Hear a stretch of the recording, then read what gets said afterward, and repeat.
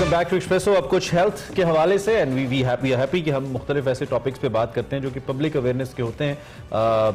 इस वक्त आपको पता है कि मंकी पॉक्स के हवाले से खबरें कुछ ऐसी आ रही हैं कि एक नया चैलेंज दुनिया के सामने, एक तो एक वबा जाती है मतलब एक और आ जाती है, और हम अभी डॉक्टर साहब से भी ऑफर यही डिस्कस कर रहे थे कि निजात नहीं आ पाती है। जी मुश्किल में पड़े, कोरोना से जान छूटी है तो अब ये मंकी पॉक्स, और कोरोना में भी फिर कितने वेरिएंट्स है जी। इस वक्त 16 से ज्यादा ममालिक ऐसे हैं जिसके बारे में कहा जा रहा है कि इसमें ये फैल चुका है। मंकी पॉक्स के लाहौर के जिना हॉस्पिटल में भी 2 केसेस की अनफॉर्चुनेटली तस्दीक हुई है और इस हवाले से हाई अलर्ट कर दिया गया है। ये दुनिया के 16 ममालिक में है और 100 से ज्यादा केसेस की तस्दीक हुई है।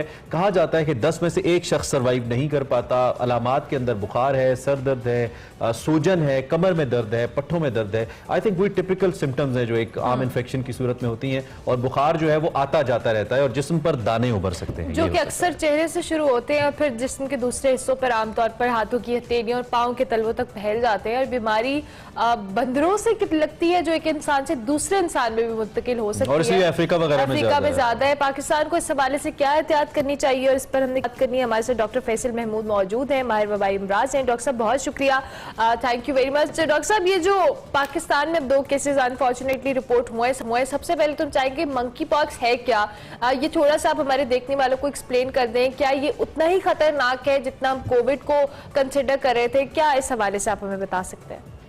जी वालेकुम का शुक्रिया।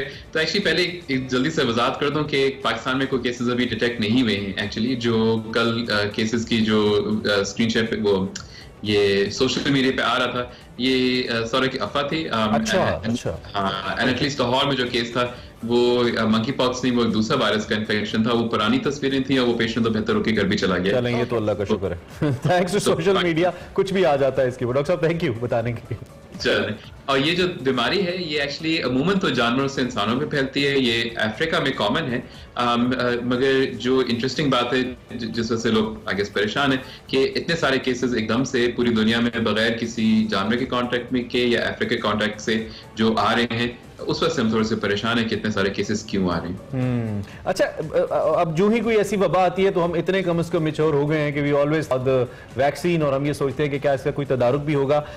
थोड़ा सा हमें एक एहसास ये भी होता है क्योंकि हम पाकिस्तान में, एशिया में रहते हैं, तो हमें बहुत सारी वैक्सीन, बहुत सारे बचपन के अंदर ऐसी वैक्सीनेशन कराई जाती हैं चिकन पॉक्स वगैरह से बचने के लिए।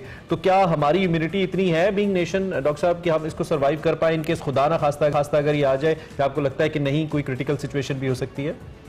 सो एटलीस्ट अच्छी बात है कि ये पुरानी बीमारी है, तो इस पर तहकीक अच्छी खासी हो चुकी है। अच्छा। एंड इसके लिए और इसके लिए वैक्सीन ऑलरेडी मौजूद है, बल्कि ये अमेरिका में अप्रूव भी हो चुके हैं कई सालों पहले।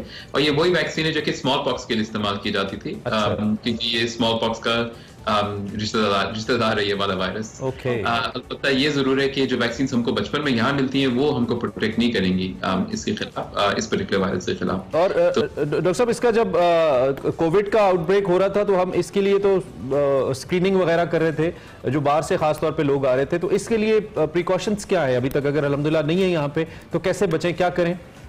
बिल्कुल, तो अच्छी बात यह है कि कोविड के बरक्स ये वाला इतनी आराम से नहीं फैलता, ये थोड़ी मुश्किल से फैलता है। सेकंड चीज ये, कोविड के अंदर तो आपकी जो ट्रांसमिशन है वो अलामत से पहले शुरू हो जाते हैं। इसके अंदर जब तक आपको सिम्टम शुरू नहीं होता तो आप किसी को दे नहीं सकते। एंड देन थर्ड अच्छी बात यह है कि इसके अंदर कोविड के बरक्स अगर आपको सिम्टम है तो आप देख सकते हैं, आपको दाने निकले हुए। कोविड के अंदर तो नज़ला जुकाम पता नहीं किसको है, किसी को नहीं है, किसी को अलामत है, तो वी डोंट थिंक इतना फैलेगा, ये इतना तेजी से फैलेगा। एंड देन इसमें अमात की शरह भी कम है, अबाउट 1% इस वाले। अच्छा डॉक्टर साहब, आपने अभी कहा कि प्रिवेंशन के सिम्टम्स को आप कह रहे थे कि दाने निकलते तो नॉर्मली पता, इसके अलावा भी कोई सिम्टम है ऑब्वियसली? और जिस तरह से हमने स्क्रीनिंग के हवाले से बात की, हमें पहले से अनफॉर्चुनेटली जब कोविड फैला था तो हमारी तरफ से कोई बेहतियाती हुई थी, नेग्लिजेंसी हुई थी, जिसकी वजह से इतने एकदम से आया था कोविड भी। तो हम इसको पहले से इसके लिए कोई एहतियाती तदाबीर इख्तियार कर ले, कोई स्क्रीनिंग, कोई भी मामला जो आप सजेस्ट कर सके? बिल्कुल, सो आई थिंक द इम्पोर्टेंट बात यह है कि इसके अंदर पहले बुखार आता है, पहले 1 से 2 दिन, उसके बाद फिर दाने निकलते हैं। तो I think the most important चीज़ ये है कि अगर किसी को लगे कि उनको बुखार फिर दाने निकले, और ये छोटे से शुरू में छोटे होते हैं, उसके बाद फिर एकदम से पस जैसे या पानी जैसे दाने बन जाते हैं, बिल्कुल चिकन पॉक्स एक तरह से उस तरह से। तो अगर आपको लगे कि आपको सिम्टम है या किसी को सिम्टम है तो फौरन डॉक्टर से रुजू करें ताकि फौरन को आइसोलेट किया जाए और फिर कॉन्टैक्ट ट्रेसिंग की जाए। इंपॉर्टेंट बात यह है कि ये चिकन पॉक्स की तरह कई बार देखने में लगता है, और चिकन पॉक्स खासतौर पर बहुत तेजी से फैलता है, उसके लिए हमारे पास दवाइयां भी हैं। तो दोनों पॉइंट ऑफ व्यू से आपको डॉक्टर को दिखाने की जरूरत है ताकि दोनों बीमारी ना फैले। और आखिरी सवाल ये कि अगर इन केस ये बीमारी हो जाती है, इसका दौरानिया क्या है और इसकी क्रिटिकल स्टेज क्या है? तो इसका दौरान तकरीबन 2 से 4 हफ्ते का होता है, 2 से 4 हफ्ते में बेहतर होता है। एंड इसके जो दाने हैं उस पर खुरन सी बनती है, और फिर खुरन जब गिर जाती है तो फिर ये बीमारी खत्म हो जाती है। क्रिटिकल फेज इसका इस शुरू के कुछ हफ्तों के अंदर, मगर जैसे मैंने कहा कि ये बहुत ज्यादा सीवियर बीमारी नहीं है। ये तो अच्छी बात है। डॉक्टर साहब थैंक यू वेरी मच, बहुत शुक्रिया, आप हमारे साथ मौजूद, बड़ी इन्फॉर्मेटिव बातें डॉक्टर फैसल हमें बता रहे थे।